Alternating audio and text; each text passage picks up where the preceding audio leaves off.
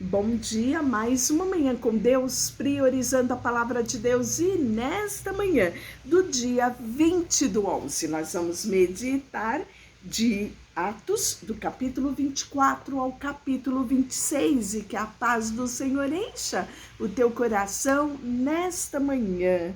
Capítulo 24, Ananias e Tértulo acusam Paulo perante Fênix. 5 dias depois, desceu o sumo sacerdote Ananias com alguns anciões e com um certo orador chamado Tértulo, os quais apresentaram ao governador Libelo contra Paulo. Sendo este chamado, passou Tértulo a acusá-lo, dizendo: Excelentíssimo Félix, tendo nós, por teu intermédio, gozado de paz perene, e também por teu providente cuidado de serem feitos notáveis reformas em benefício deste povo. Sempre por toda parte isto reconhecemos com toda gratidão. Entretanto, para não te deter por longo tempo, rogo-te que, de conformidade com a tua clemência, nos atenda por um pouco. Porque tendo vós verificado que este homem é uma peste e promove sedições contra os judeus, esparsos por todo o mundo, sendo também o principal agitador da seita dos nazarenos, o qual também tentou profanar o templo. Nós o prendemos com o intuito de julgá-lo, segundo a nossa lei, mas, sobrevindo o comandante de Lícia, o arrebatou das nossas mãos com grande violência, ordenando que seus acusadores viessem à tua presença. Tu mesmo, examinando, poderás tomar conhecimento de todas as coisas que nós o acusamos. Os judeus também concordam na acusação e afirmam que todas essas coisas eram assim. E aí Paulo vai apresentar a sua defesa.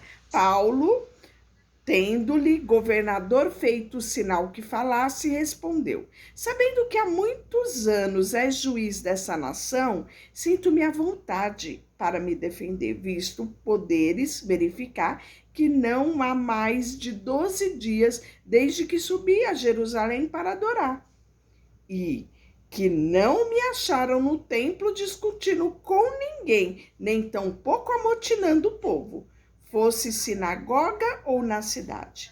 Nem te pedem aprovar as acusações que agora fazem contra mim. Porém, confesse-te que, segundo o caminho em que chamam de seita, assim eu sirvo ao Deus de nossos pais, acreditando em todas as coisas que estejam de acordo com a lei e nos escritos dos profetas. E ele continua: tendo esperança em Deus, como também estes a têm, de que haverá ressurreição tanto dos justos quanto do injusto. Por isso também me esforço por ter sempre consciência pura diante de Deus e dos homens.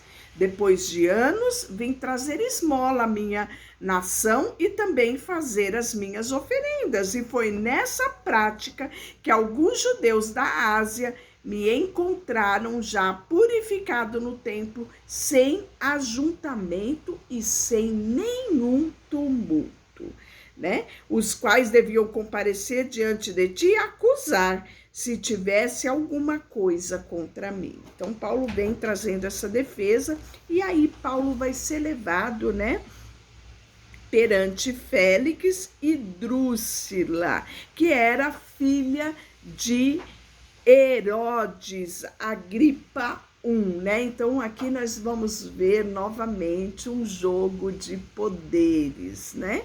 Então, Félix, conhecendo mais acusadamente as coisas com respeito ao caminho, adiou a causa, dizendo: Quando descer o comandante de Lícia, tomarei inteiro conhecimento do vosso caso. E mandou o centurião que conservasse Paulo detido, tratando com indulgências e não impedindo que os seus próprios os servissem. Passado alguns dias, vindo Félix com Drúxila, sua mulher, que era judia, mandou chamar Paulo e passou a ouvi-lo a respeito da fé em Cristo Jesus.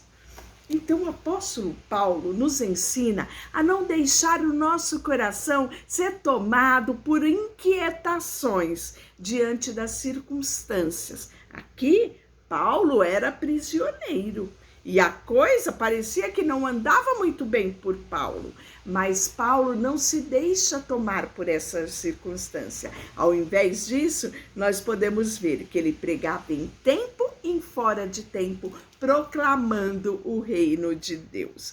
E aí, Paulo, perante Festo, apela para César. Por quê? Ele era cidadão romano. E Deus já tinha dito para ele que ele ia para Roma, né? Então, tendo, pois, Festo assumido o governo da província, 3 dias depois subiu de Cesareia para Jerusalém.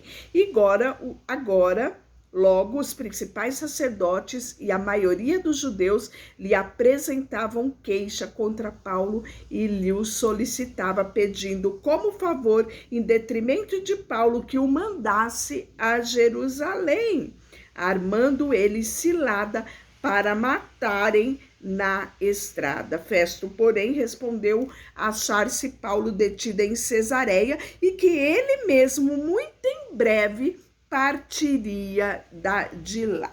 Portanto, disse ele aos que dentre vós estivessem habilitados, que desçam comigo, e havendo contra este homem qualquer crime, acusam-no. E não se demorando dentre ele mais de 8 ou 10 dias, desceu de Cesareia no dia seguinte, assentando-se no tribunal, ordenou que Paulo fosse trazido. Comparecendo este, rodearam-no os judeus que havia descido de Jerusalém, trazendo muito graves acusações contra ele, os quais, entretanto, não podiam provar.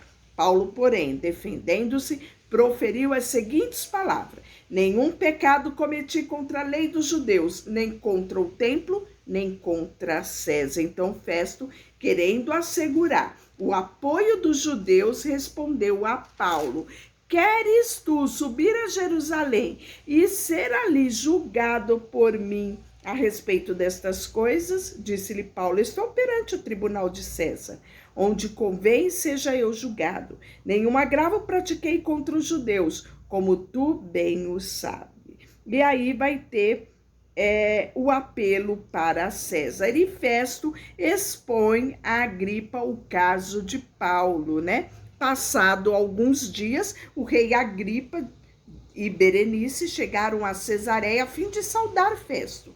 Como se demorava ali alguns dias, Festo expôs ao rei o caso de Paulo, dizendo: Félix deixou aqui preso certo homem, a respeito de quem os principais sacerdotes e anciões dos judeus apresentaram queixa. A ele respondi que não é de costume dos romanos condenar quem quer que seja, sem que o acusado tenha presente seus acusadores e possa defender-se da acusação. E aí, mas havendo Paulo apelado para que ficasse em custódia para o julgamento de César, ordenei que o acusado continuasse detido até que eu o enviasse a César. Então Agripa e Festo: eu também gostaria de ouvir este homem. Amanhã, respondeu-lhe, o ouvirás, né? E aí nós vamos ver que Festo de novo fala a Agripa. De fato, no dia seguinte, vindo Agripa a Berenice, com grande pompa, tendo eles entrado em audiência juntamente com os oficiais superiores e homens eminentes da cidade, Paulo foi trazido por ordem de Festo, né? E aí, em todas essas circunstâncias, né? Circunstâncias aqui que envolviam importantes autoridades, Paulo pregava o evangelho, Paulo proclamava, Paulo testemunhava a sua transformação. O que a palavra de Deus quer nos falar com tudo isso? No capítulo 26, ele vai discursar perante o rei Agripa, né? E Paulo vai ser interrogado por Festo e Paulo teria sido solto se não tivesse apelado para César, né? E com tudo isso nós vemos que pessoas ouviam o evangelho, vidas se rendiam ao Senhor, porque Paulo não se deixava parar pelas circunstâncias. Que esta palavra ela encha o teu coração nesta manhã, que você creia no propósito e isso seja aquilo que arda no seu coração, para que você possa pregar o evangelho em tempo e em fora de tempo, como assim o apóstolo Paulo fez. Deixa eu orar por você. Senhor, nesta manhã colocamos diante de ti o nosso coração, a nossa vida. Colocamos, Senhor, diante de ti a circunstância que muitas vezes quer nos parar, mas que nesta manhã cada um dos meus irmãos sejam fortalecidos no Senhor e na força do teu poder, para que em tempo e fora de tempo cumpramos o nosso propósito.